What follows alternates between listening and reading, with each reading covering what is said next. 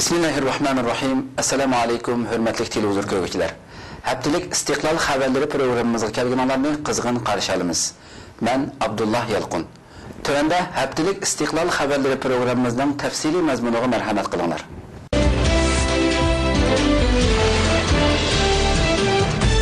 Tojikistonda tutib ketilgan 3 Uyg'urning Xitoyga topshirib berilganligi oshkora bo'ldi.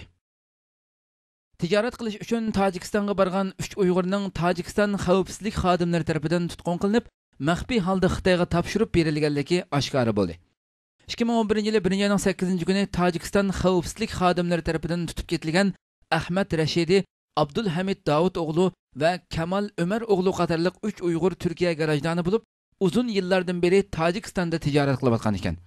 Garchi bu 3 Uyg'ur Turkiya pasporti bilan Tojikistonga qonunliq kirib, vaqtliq turish ruxsat guvohnomasi olgan bo'lsa-mu, Tojikiston xavfsizlik maxfiy idorasi tomonidan tutilib ketganligini ko'rgan shohidlarning bildirishicha, ularni tutqun qilgan soqchilarning ismlari va mashina nomerini yozib olgan va ahvolni Turkiyaning Tojikistonda turishliq elchixonasiga ma'lum qilgan.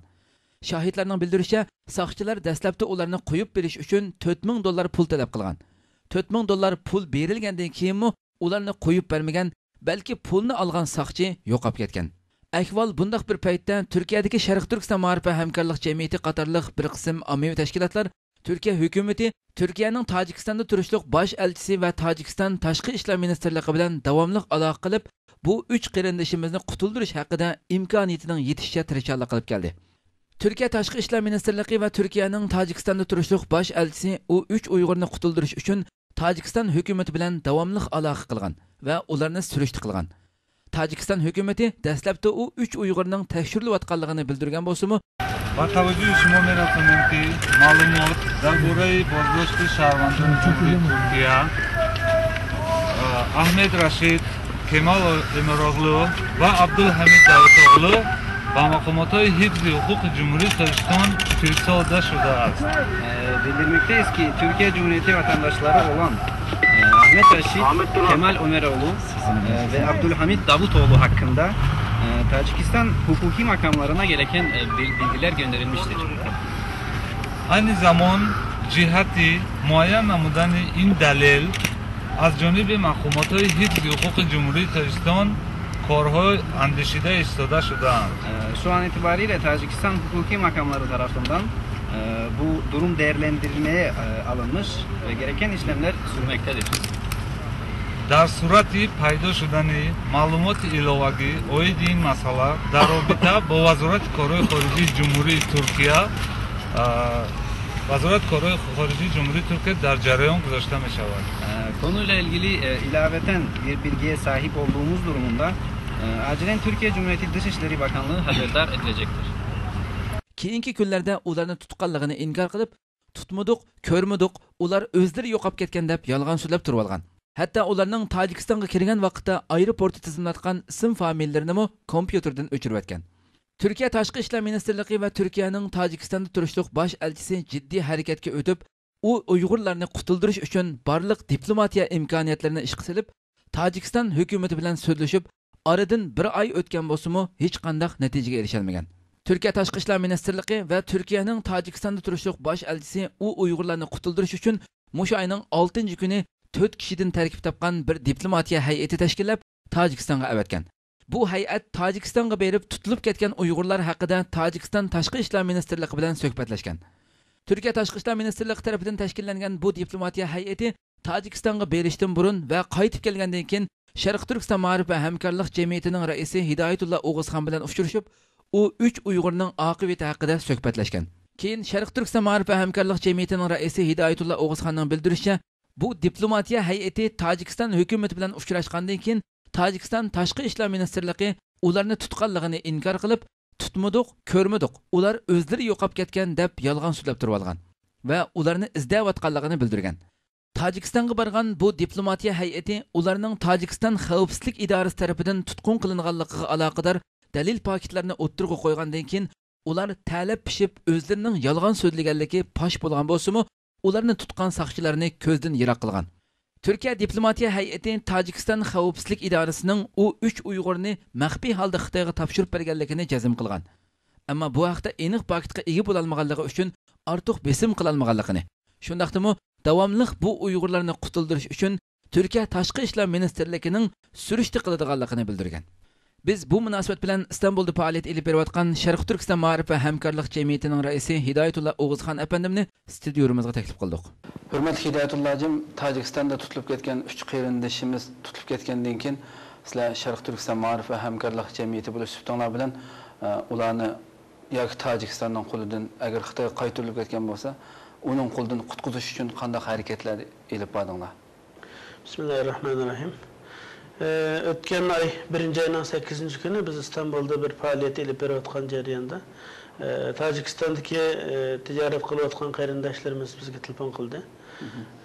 Ahmet Rashid, Abdulmuttavut o'g'li, Kamal Umaroğlu deb 3 tane Uyg'ur Türk nüfusidagi 3 Uyg'ur qarindoshimizningki Tojikiston istixborot tomonidan tutilib, ularning hech qanday xabar olinmaganligini, qattiq andisha ichida qolganligini bizga bildirdi. Ondan keyin biz munoyati perişan bo'lgan holda bu qarindoshlarimizning oqibatidan Xitoyning rezil Xitoyning qo'liga o'tib ketmasin deb, chunki O'rta Osiyoda o'tgan yaqin tarixga qarasak, Qozog'iston, Qirg'iziston, O'zbekiston qatorliq davlatlar, hatto Pokiston mayindan tutib, mayindan nihoyat tez bir vaqt ichida Xitoy qaytarib berib, ularning ko'pinchisi shahid qilingan, ko'pinchisi muddatsiz qamoqqa solingan, og'ir oqibatga duch kelganligini bilganligimiz uchun qattiq andishalandik.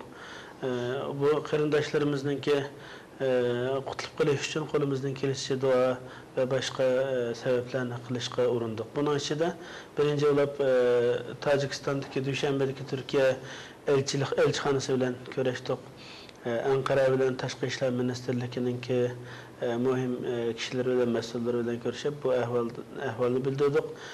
Bu to'g'rida jiddiy bir qo'l selish, ciddi bir tedbirle kullanılmasa bu qarindoshlarimizninki nihoyat tezdan Xitoyning qo'liga o'tib ketish ehtimolining zo'r kuchli ekanligini dedik. Bularmi Xitoyninki va O'rta Osiyo davlatlarininki bunda rezil qilmishining bunda burun bo'lganligini xabar bor ekanligini, bularmi samimiyat bilan bu masalaga jiddiy qarab yo'llanayotganligini dedi.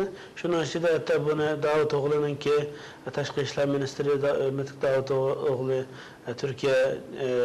Türkiye'ninki raisi Abdullah Gullan'ın bu işten haber topqanligi ve bu meseleni hal qilish uchun ciddi yo'l yo'riq berganligi to'g'risida bizga uchur berib, sizlar hayajonlanmay bu to'g'rida bizningki javobimizni saqlasanglar, hech qanday bir faoliyat qilmay buni tashqi dunyoga biz bir masalani hal qilgan qadar bizni kutib turinglar deganlik uchun biz duo qilib xabar ilishga tanlab ko'z tutdik.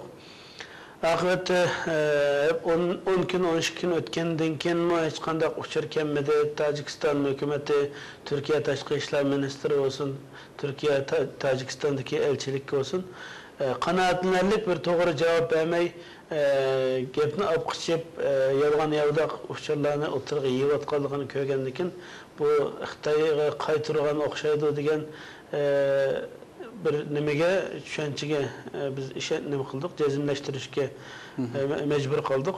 Derhal biz buni dunyo jamoatchiligiga anglatmasak, bularni Turkiyadagi ijtimoiy jamiyatlar, tashkilotlarga, davlatga bildirib, buningga tezdan bir Tojikiston hukumatining xiyonat qilishini oldini olishga bir besim qilmasak bo'lmaydi ekan deb Istanbuldan yo Anqaradan boshqa shaharlardan yuzlarcha Sharq Turkistonliklar biz Anqaraga toplanib Tashqi ishlar ministrligiga bordik, hay'at bo'lib bir namoyish, muxbir kutilish faoliyati bo'ldi. Undan keyin Tashqi ishlar ministrining mas'ullari bilan ko'rishdik. Bular bu ishni yuqorida deyilgandek qattiq jiddiyat bilan yo'llanayotganligi,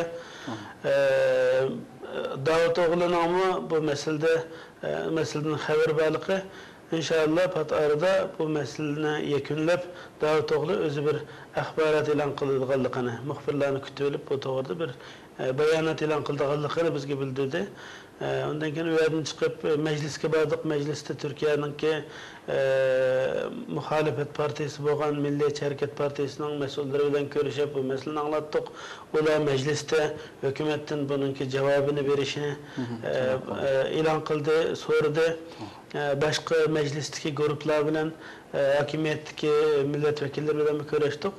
Ondan keyin biz Tacikistan elçixanasını aldırıp namoyish ilib bordik. Tabii bunun içinde başka Şarkı Türkistanlık İçtimai Cemiyetler Teşkilatlarla birlikte İstanbul'dan, Ankara'dan bulup birlikte bir namoyish o'tkazdik. Muxbirlarga bayonot e'lon qilgandan keyin Tacikistan Büyükelçisiyle görüşediğimizni, tarafimizni oturup koyduk. Sakçılarınki bu işte yardımı bilen Tacikistan elçixanasının baş katibi aldığımızda çıkıp bu toğırda Taşkı İşler Ministerliği'ne patarı cevap verdiğini bu Türkistanlıklarınki Tacikistan'da salamet ikenlikini bildirdi. Bildirgenden keyin biz bununla işinip çünkü bir devletle mesul edip bunda yalgan qilmas deb qilmisi Müslüman hem qarindishimizda bununla işendik.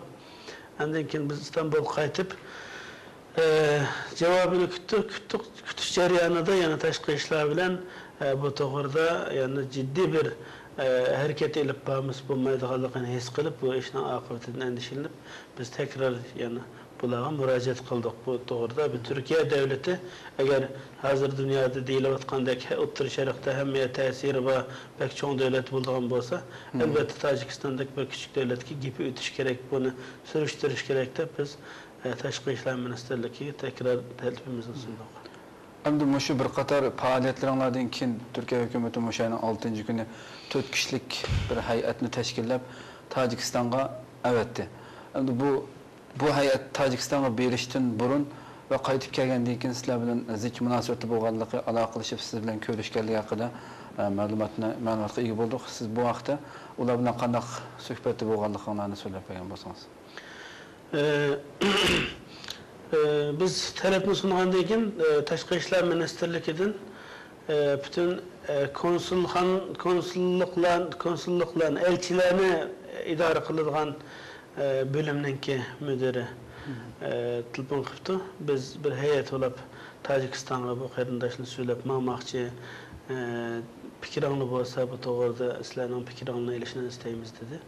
Unda bo'lsa ma'dan chislandı dedi. Degandan keyin Ankara'dan İstanbul Tojikistonga berish jarayonida İstanbulda ko'rishdik. 3 saatlik bir görüşeş oldu. Tojikistonda o voqea bo'lgandan keyin tekrar shunday bir fojianing bo'lmasligi uchun yenib kelgan ikki oila bordi. Biz bu ikki oilanimi bular bilan kurashtirishimiz muhim. Chunki ular qo'lga ilingan chaqda bu kishilar shu yerda bo'lgan kishilar bo'lganligi uchun ba'zi bir dalil isbotlarni beraylik bularga foydasi bo'lib qoladi deb o qarindoshlarimizni ilib chiqib aydırımda ular bilan suhbatlashdik. Bu grup tashqi ishlardan 2 kishi, yuqori mansabdagi kishilardan 2 kishi, xalqaro saqchi Interpolninki Turkiya müdiri, Turkiyaning müdiri, Turkiya istihbarat tashkilotininki ma'lum qismininki müdiri bo'lib, Turkiyaning cho'ng ahamiyat berganligi albatta bundan chiqdi. Bu kishilar biz bilan ko'rishdi. Ko'rishgandan keyin hamma ishni tekrar yangidan jipdan janasagacha inchik savollar bilan hammani so'radi. Biz tutilgan jarayon hammani isbotlar bilan, ismliklar bilan, yer ismlari, hatto shuni tutgan saqchi bir oq mashinada 4 kishining kelganligi, uning ichida bir saqchining ismini bildigan ismi bilan KGB istihbaratninki adamlarninki 4 tane Xitoyning aydırımdan kelayotganini ko'rganligi, bu qarindoshlarimizni so'roq qilgani, yana 4 Xitoyning kirganligini ko'rgan KGB'ninki bir adamininki yerlik bir taksichiga deb berganligi, buni hammamizning ismlari bilan tutilgan yerda zabita senga Abdulamet o'g'lini tutgan zabita qichqirib bergan, o zabitaning saqchining ismini hammani dalil isbotlar bilan, minut, sekund, soatlar bilan Hatta bazıları pul bilen koyapırmız dep pul ilim birim boğan bu neslinin hemmini tepsili depedik. Bunu köygenden dedi ki bu ahval qarğan çağda Xitay bunu ekitip optu. Biz muşundaq bir güman qılıp atımız. İnşallah basaq biz bunu qattiq qo'limizdan kelishib bisim qilib qutqizish terishimiz bu qarindoshlarimizni deb bizga va'dalarni qilib 5 kundan keyin qaytgandan keyin bizga bu to'g'rida ma'lumot berdiganligini bildirdi. Degandek 5 kundan keyin qaytib kelib biz bilan ko'rishdi. Ko'rishib qattiq ichinganligini, endi bu Turkiya cho'ng bir davlat, ammo bo'layotgan ish qonun, xalqaro qonun, prinsip, axloq hiç narsaga uygun bo'lmagan bir şekilde bo'lgan bir fojia bo'lganlik uchun buningki amalsiz qolganligini. Ammo lekin Tojikiston tashqi ishlar ministri, ichki ishlar ministrligining rahbarlarini bular biz bergan ma'lumot va dalil isbotlar bilan qattiq tariltib o'tganligini, uning perişan bo'lib ketganligini anlattı ve bular bir qitim yolg'on so'zlagankin bunu sürdürdü, davom etdi.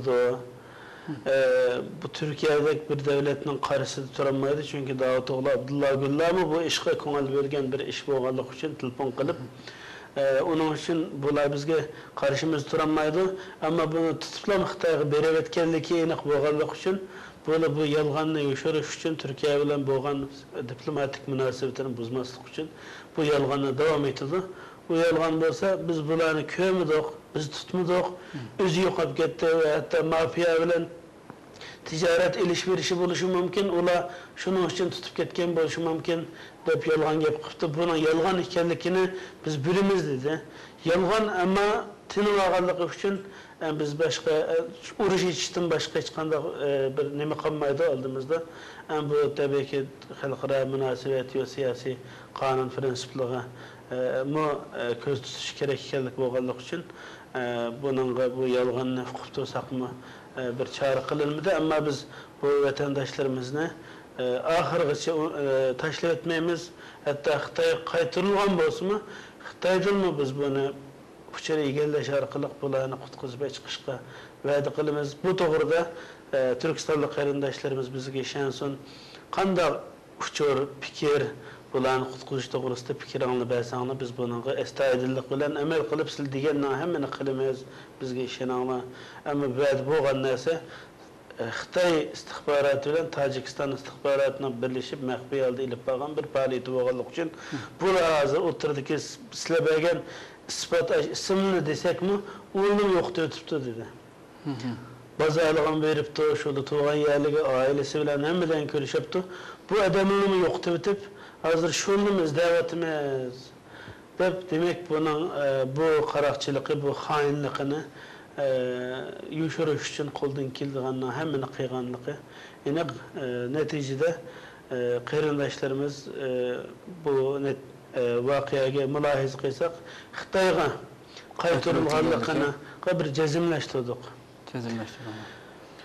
Bidatlarim oxirida sormoqchi bo'lganim, Turkiya nima uchun hamda bu 3 Uyg'ur Turkiya fuqarosi bo'lib qolgan, ya'ni tutilib ketganlar Uyg'ur asli ekan. Asli Uyg'ur bo'lgan Turkiya fuqarosi bo'lganligi uchunmi axborotlarda keng ko'lamda buningki nimasi gündemga keltirib tashviqot qilinmay bu şekilde yipi holatda qilib qilishning sababini siz nimaga bog'laysiz? Agarda buning o'rnida biz ilgirma ham axborotlarda ko'rgan, masalan Turkiyaninki bir o'zininki asli turkiyalik bo'lgan bir fuqarosiniki boshqa davlatda jinoyat ishlab o'limga hukm qilingan darajada bo'lganlarni butun keng ko'lamda axborotlar tunishtirib uni akilib olganligini ko'rdik. Nima uchun bu yipi holatda qilib qoldi Turkiyaning axborotlarida?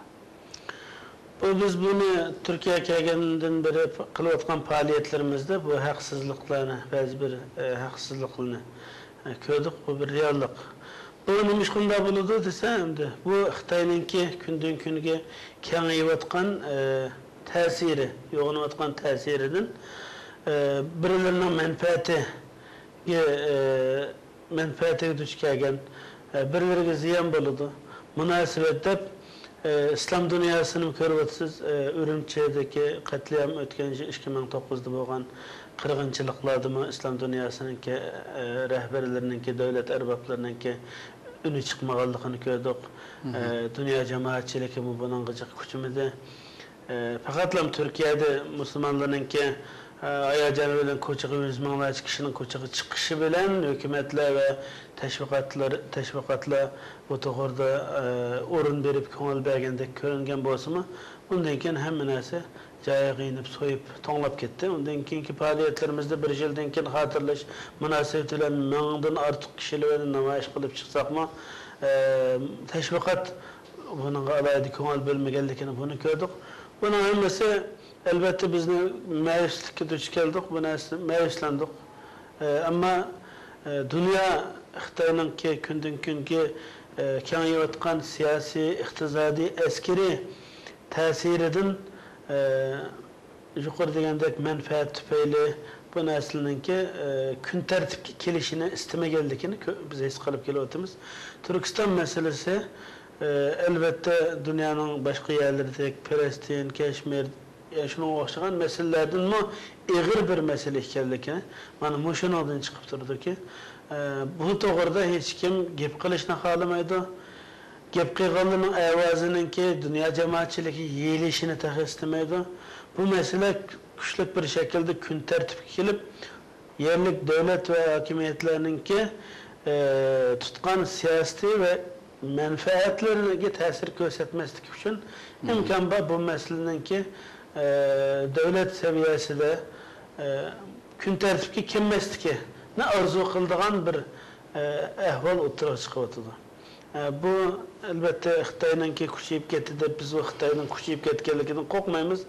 Ular kuchli bo'lsa biz ulardan kuchli, chunki biz haq taraf, haq ustida, ular batil, zalim, ishg'olchi bo'lganligi uchun 61 yıl jarayonida qilgan bütün zulm istibdodiga qarshi bizning xalqimizniki diniy, milliy kimligimizniki yo'qolmasligi bunga putirib dunyoda hech qanday bir davlat va millatdan yordam olmay hech kimninki bu to'g'rida bir hissdoshligini duosini hatto duosini olmay yani o'zi aşağıda putirib o'zini Allohninki merhametiyle sığıngan halde özünü yanılap, özü qoğdab kilovatkan bir xalq.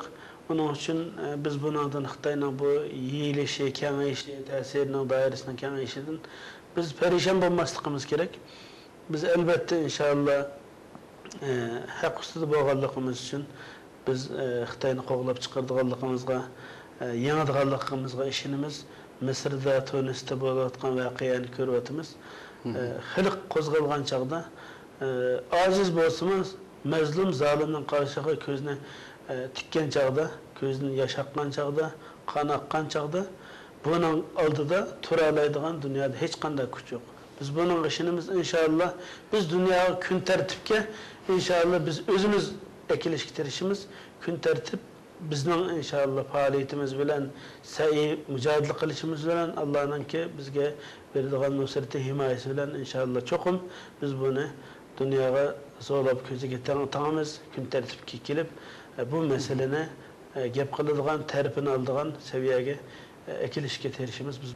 To'g'ri aytayotlarim, siz deganingizdek haqiqat cho'qimki botilning ustidan mayli bo'ldi, mayli kim bo'lsin cho'qim g'alaba qildiganligi aniq. To'g'ri men bir qisqa bir gap qistirishni istayman. Biz albatta bu qarindoshlarimizni qutqizish uchun duoda olsun, amaliy faaliyatda olsun destekleyen teşkilatlar var. Türkiye'de faaliyet ilip barayotgan Şarkı Türkistanlık ictimai cemiyetler hemmesiga rahmet eytimiz. Bununla samimi istaytil terişte Türk başka İHH Mezlumlar ve şuna okşagan TGTV yana nurgun ismi zikirli konmagan kişilerin ki adayda meyli hükümet gibi isim silişte olsun, meyli bizge yardım kılışta olsun. Bizge sahip çıkan qarindoshlarımızga rahmetimni aytaman.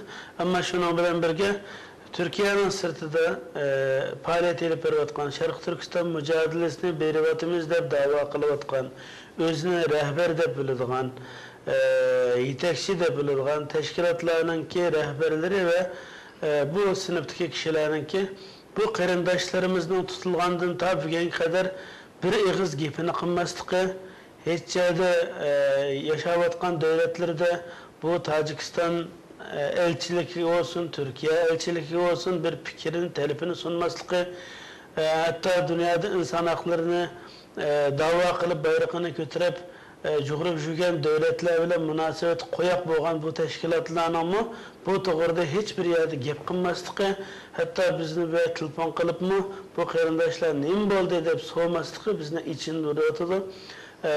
Bu elbette konumuzda yerim kıygan bir mesele. Bu doğruda ben bütün Uygur Şarkı Türkistanlık teşkilatlarının ki mesuliyetçen buluşunu, eğer davada bula hak rast olsa, Türklerin bir misali var. Beni çakmagan jiran, nangjil yaşasın deydiğen bir misal, deydiğen gep var. Bunda düşünüdüğen, bunda oylaydıgan bolsak, bu jilan bugün beni çakkan bolsa, et onu çakıdı, hemini çakıdı, zehirleydi. Jilan degen, hamini jilan. Onun için bu davada rastçıl buluş için, bu milletke vekalet kıldığanlıkımızını rast kılış için, bu milletin nerede bir ağrık, ızdırap, eziyet görülse, bununla ortak evaz koşup, histaşlık kılıp, bunun dipini çelişinin gereklilikini bu İstiklal Televiziyası arkalık tileklerimle halk yetkizişini istedim. İnşallah bundan keyin barliq teşkilatlar bu to'g'rida mening düşmenim, onun düşmeni, mening do'stim ayrım, hammadan o'zining düşmenini ayirib, do'stini ayirib olmay. Mening do'stim, sening do'sting, sening düşmening, mening düşmenim. Mush prensip bo'yicha harakat qilishni arzu qilaman. Burada siz Hidayatullah'cığım hakikat batıl üstüden meyli baldır olsun, meyli kiyim olsun, çokum galbi kıldıqanlıqı eniq. Biz hem çin kalbimizden Allah Subhanahu ve Taala'dan o üç kırındaşlarımızdan ki baldırlaq zalimden kuludan meyli kimden kuldur olsun kutulup çıkışını çin kalbimizden ümit kılımız. Ziyaretimizni kabul kılganlığınız için köp rahmet etimiz. Rahmet sizge. Rahmet ettim.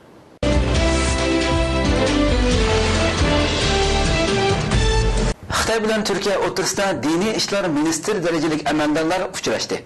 Xitoy bilan Türkiye o'rtasida diniy ishlar ministr derecelik amaldorlarining tunji qatimliq uchrashishi payshanba kuni o'tkazildi.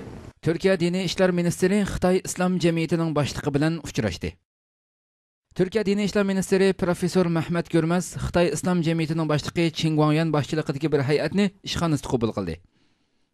Xitoy bilan Türkiye o'rtasida diniy ishlar ministr derecelik amaldorlarining tunji qatimliq uchrashishi 17 fevral payshanba kuni o'tkazildi. Xitoy Islom Jamiyatining boshlig'ining bu qatimqi Turkiya ziyorati ikki davlat o'rtasidagi diniy ishlar ministr derecelik amaldorlarining tunji qatimliq uchrashishi hisoblandi ekan. Mehmet Görmez Xitoy hay'ati bilan uchrashgandan keyin Chen Guangyan bilan birlashma axborot yig'ini uyushtirdi. Egallanishicha bu o'makning ichida atalmish Uyg'ur Abdunum rayonlik diniy ishlar idorasi bilan İslam İnstitutining mas'ullari bor ekan. Türkiye Diyanet İşleri İdaresi boshlig'i Mehmet Görmez muxbirlarga bergan bayonotida Xitoy İslam Jamiyati bilan 4 nuqtada muzokara elib borganligini bildirdi. U so'zda yana Xitoydan o'quvchi akilib Turkiyadagi diniy to'liq o'tir maktab va din fakultetlarida o'qitish haqidagi kelishimga imzo qo'yganligini bildirdi. U bir muxbirning Uyg'ur diyorida yuz bergan voqealar kun tartibga keldimi degan savoliga Uyg'ur diyorida yuz bergan voqealar kun tartibga kelmadi deb javob bergan. Xitoy Islom Jamiyati boshlig'i Chen Guangyan muxbirlarga bergan bayonotida Xitoy bilan Turkiya o'rtasidagi munosabatlarning iqtisodiy va savdo jihatdan taraqqiy qilganligi, diniy va madaniyat sohalaridami ikki davlat o'rtasidagi munosabatni taraqqiy qildirishni xohlaydiganligini bildirgan. Chen Guangyan muxbirlarga bergan bayonotida yana Xitoyda 23 million musulmon borligi, Turkiya bilan diniy jihatdan hamkorlik elib berishni orzu qiladiganligini aytgan.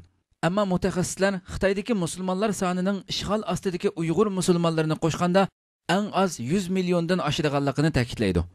Bu Xitoy Islom Jamiyati boshlig'ining Turkiyaga elib borgan tunji qatimliq ziyorati bo'lg'achqa muhim ahamiyatga ega ekan. Bu ziyorat haqida bugun to'r betlarida e'lon qilingan inkoslarda mundaq yozilgan. Sharq Turkiston masalasining Turkiyaning milliy va diniy masalasi ekanligini tunib yetgan Xitoy doiralari Әмді Türkiye Diyanet İşleri İdaresi bilan yaxshi munosabat o'rnatib, Turkiyaning Xitoyga bo'lgan noroziligini azaytishga tirishmoqda. Uyg'urlar va Sharq Turkiston masalasiga jiddiy qarab kelgan Turkiya hukumatining bosh ministri Recep Tayyip Erdo'g'an 5 iyul Urumchi qirg'inchiligi yuz berganda bu haqda bayonot e'lon qilib, bu bir irqiy qirg'inchilik deb baho bergan va Xitoyga xitob qilib, bu vahshiylikni darhol to'xtat deb nido qilgan edi. Buningdan aloqazor bo'lib ketgan Xitoy Turkiyaga orqa-orqadan vakil va o'mak avatib, o'zlarini oqlashga urindi va Uyg'urlarning ahvolining yaxshi bo'layotganligini bildirib, har xil yolg'on yovdaq dokladlarni sundi. Turkiya bilan iqtisodiy jihatda texmi yaqin munosabat o'rnatib, Turkiyaning iqtisodiy manfaati uchun sharoit hozirladi. Bu orqali shakli o'zgargan poli berish usulini qo'llandi. Xitoy yana Turkiya Jumhuriyatini Sharq Turkiston masalasini tilga olmas holga keltirish uchun har xil usullarni qo'llanmoqda. Bulardan muhim bir nuqta bo'lsa, Turkiyaga o'simsiz 30 milliard dollar qarz berish. Turkiyada 5000 kilometrlik temir yo'l yasab berish deganga o'xshash kelishimlarga imzo qilishdi va tijorat hajmini kengaytdi.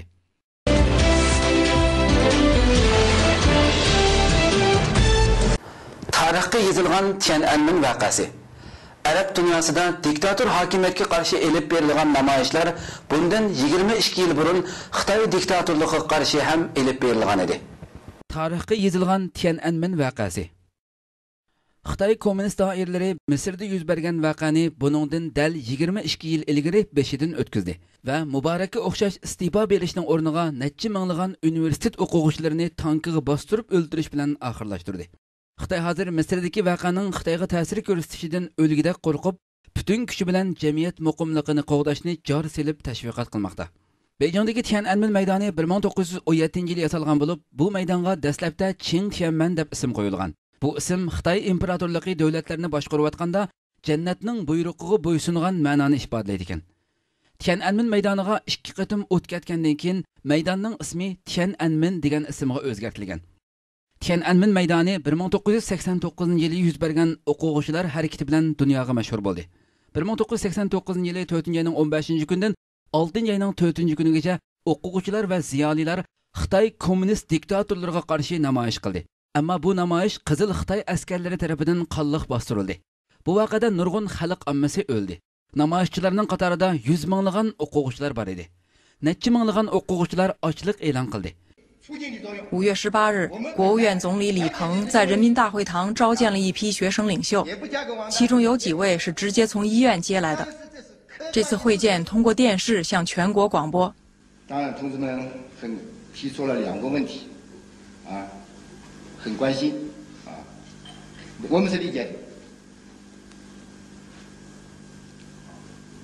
作为一个政府的总理，作为一个共产党员。 不隐瞒自己的观点，但是我今天不讲。如果我们今天一味要在这个问题上纠缠，我认为是不合适的，是不理智的。纠缠的不是我们这些学生代表。好，还有一点就是说，我认为我没有必要再把我一开始说过的话再重复一遍，但是好像有些领导同志还没有明白，那么我愿意再重复一遍。现在解决问题的关键并不是说服我们在座的这些人。 问题在于怎么去让他们离开，他们离开的条件，我已经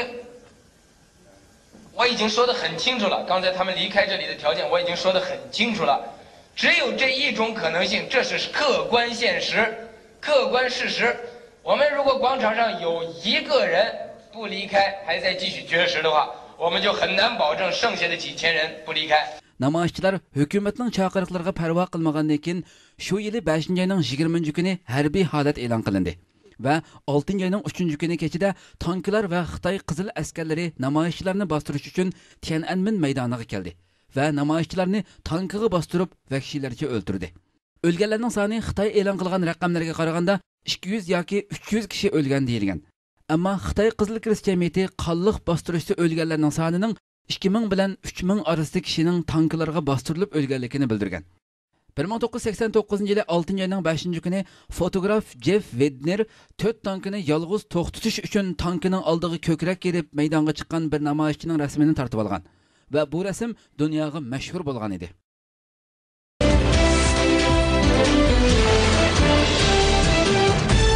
Ankara'da yuz bergan portlashga Xitoydan qonunsiz kirgan saxta oksigen to'miri sabab bo'lganligi isbotlandi. Ankara'da yuz bergan 2 ayrim portlashning sababining Xitoydan qonunsiz yo'llar orqali Turkiyaga keltirilgan oksigen to'miri ekanligi bildirildi.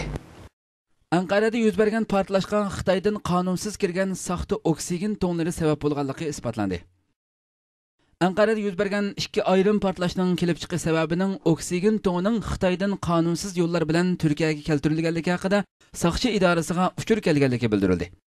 Soqchi idorasining buyrug'i bilan vaqada portlagan oksigen to'nlarining qayerdan import qilinganligini tekshirib chiqish uchun bir hay'at tashkillangan. Anqaraning Ostim va Evidik sanoat rayonlarida o'tgan hafta yuz bergan portlashda 20 kishi hayotidan ayrilgan, 53 kishi yaralangan edi. Bu portlashlarning shirkatdagi oksigen to'nlarining portlab ketish sababining kelib chiqqanligi ilgari surilgan edi. Anqara bosh mufattishi tarafidan 4 taraflama tekshirishda muhim bir ilgirlash bo'ldi. Tekshirish davom qilayotgan bo'lsa-mu, Anqara jamoat xavfsizlik idorasiga oksigen to'nlari Xitoydan qonunsiz yo'llar orqali keladi. Bu yerda ustidagi tamg'ilari almashtirildi deganga o'xshash bir uchur kelgan. Bu uchur bilan portlash voqeasining sabablari haqida bas munozara elib berildi. Bu uchurdan keyin voqeada portlagan oksigen to'nlarini tekshirish uchun maxsus bir hay'at tashkillandi. Xitoydan qonunsiz yo'llar orqali Turkiyaga import qilingan saxta oksigen to'nlarining ayrim kunlarda ikki ayrim shirkatga avatilganligi isbotlandi. Tekshirish hay'ati 100 ga yaqin shirkatga bu xil saxta to'nlarning tarqatilganligini isbotlagan va u to'nlarning xatarlik ekanligini ko'zda tutib, yig'ib olinganligini ilgari surgan.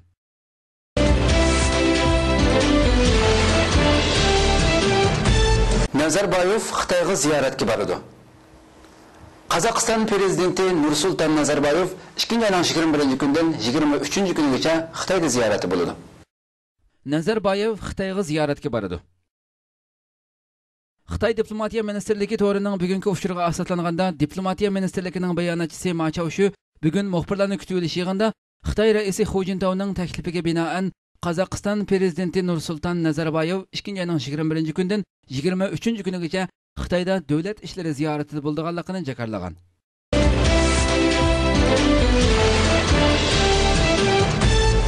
Muborak eng oxirida raislik vazifasidan iste'fo berdi. Misr raisi Husni Muborak 18 kun xalq bilan qarshilashgandan keyin eng oxiri raislik vazifasidan iste'fo berganligini e'lon qildi. Muborak eng oxiri raislik vazifasidan iste'fo berdi. Misrning davlat raisi Husni Muborak 18 kun xalq bilan qarshilashib, oxiri raislik vazifasidan iste'fo berganligini e'lon qildi. Muborakning vazifasini Misr davlat armiyasiga topshirganligi bildirildi. Muborakning iste'fo berganligi e'lon qilingandan keyin Misr xalqi xushallikqa cho'mdi. Husni Muborakning 30 yillik diktator hokimiyati yimirildi. Husni Muborakning iste'fo berganligi Misr davlat muavin raisi Ömer Sulaymon tomonidan bildirildi. Shveysariya Muborakning butkul banki hisobini to'g'natganligini e'lon qildi. Egallanishicha, Muborakning Shveysariya bankasida 60 milliard dollar puli bor ekan. Muborakning iste'fo berganligini anglagan Misr xalqi ko'chalarga chiqib xushalligini ifodaladi. 10 minglagan xalq hurriyat maydoniga qaytadan to'planib, xalq Muborak rejimini ag'dirdi deganga o'xshash shuar to'ladi. Muborak hokimiyatining yeminilganligiga xushal bo'lib, tabriklash faoliyati elib bordi. Muborak iste'fo bergandan keyin oilasi bilan birlikda Qizil dengiz bo'yiga joylashgan Sharm-Shayxdagi uyiga ketgan. Misrni boshqaradigan yangi hukumatga tantaviy vaqtliq rais bo'ldi ekan. Muborak iste'fo bergandan keyin uning o'ng qanoti bo'lgan Ömer Sulaymonning iste'fo berganligi bildirildi. Muborak va Ömer Sulaymonning iste'fo berishi bilan 30 yillik Misrdagi diktator hokimiyat yimirilgan bo'ldi. Muborakning iste'fo berganligi haqida Turkiya tashqi ishlar ministri Ahmet Davutoğlu so'z qilib, Misr xalqini tabrikladi va Muborakning iste'fo berishi Misr xalqi uchun muborak bo'lsin dedi. Misrda hozir armiya vaqtli hukumatni idora qiladi ekan. Misrda 9-oyda parlament saylimi va davlat raisi saylimi elib berildi ekan. Misr armiyasi saylam vaqtigacha hukumatni boshqardi ekan. Muxolif o'qituvchi guruhning boshlig'i Muhammad Al-Baradi Muborakning iste'fo berganligi haqidagi xushalligini ifodalab, bugun hayotimdagi eng cho'ng kun bo'ldi dedi. Musulmon qarindoshlar bu vaqtdagi bayonotida Muborakning iste'fo bergan kunini g'albi kuni deb bildirdi. Muborak Amerika tarafdori hokimiyat yurgizganligi bilan tunilgan bo'lib, 1991-yili Paris qo'ltiqi urushida Amerikani qo'llaganligi uchun Amerikadan nurg'un harbiy uskuna va qurol yaroq yordam olgan. Shundaqla Amerika Misrning 14 milliard dollar qarzini kechirim qilgan. Muborak 6 qitim suiqasdga uchragan bo'lib, bu suiqaslarda o'lmay yoki yaralanmay qutulib qolgan. Eng oxirida 1995-yili Etiyopiyada suiqasdga uchragan bo'lib, bu suiqasdni bahona qilib, Misr jamoati islom tashkilotining 20 ming a'zosini turmaga qamagan. Muborak hokimiyatiga qarshi chiqqan 30 mingdan ortiq siyosiy jinoyatchi hozirmi Misr turmasida yotmoqda ekan.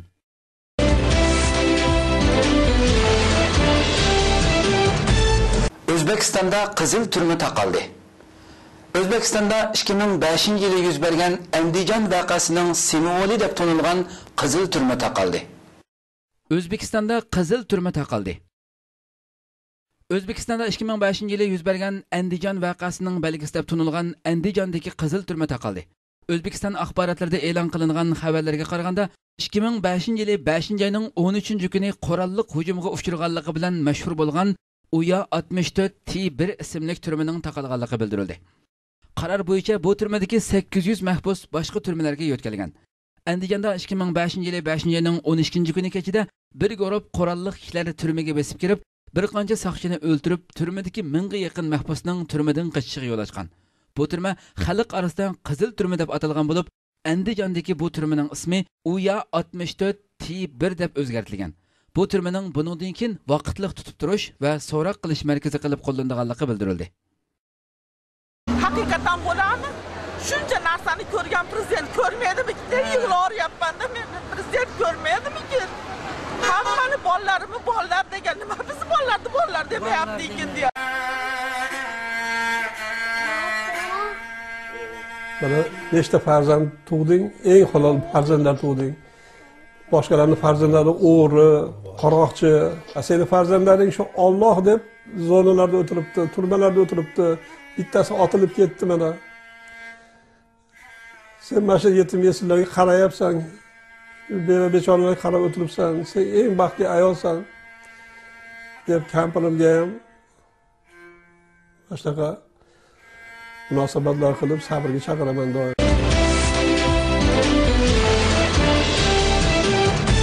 Livan Allah Partisi İsrailiyega harbiy harakat qo'llanganligini bildirdi. Livan Allah Partisining rahbari Hasan Nasrullah qo'llovchilarni Isroiliyaga harbiy harakat qo'llanib, Jalil rayonini qaytarib kelishga da'vat qilgan. Livan Allah Partisi Isroiliyaga harbiy harakat qo'llanganligini aytdi. Fransiya axborot agentligining 16 fevraldagi xabariga asoslanganda, Livan Allah Partisining rahbari Hasan Nasrullah qo'llovchilarni Isroiliyaga harbiy harakat qo'llanib, Jalil rayonini qaytarib kelishga da'vat qilgan. Xabarda deyilishicha, Nasrullah qo'llovchilarni harbiy harakatga tayyorlik qilib, Isroiliyaning shimoliy bilan chegaralangan Jalil rayonini egallashga chaqiriq qilgan.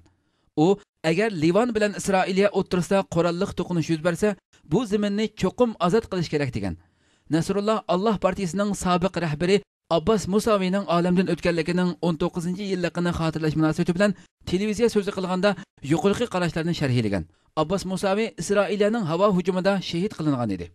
Bundan ilgari Isroiliya davlat mudofaa ministri Isroiliya armiyasining Livan ziminiga yana kirish mumkinchiligi borligini jakarlagan edi.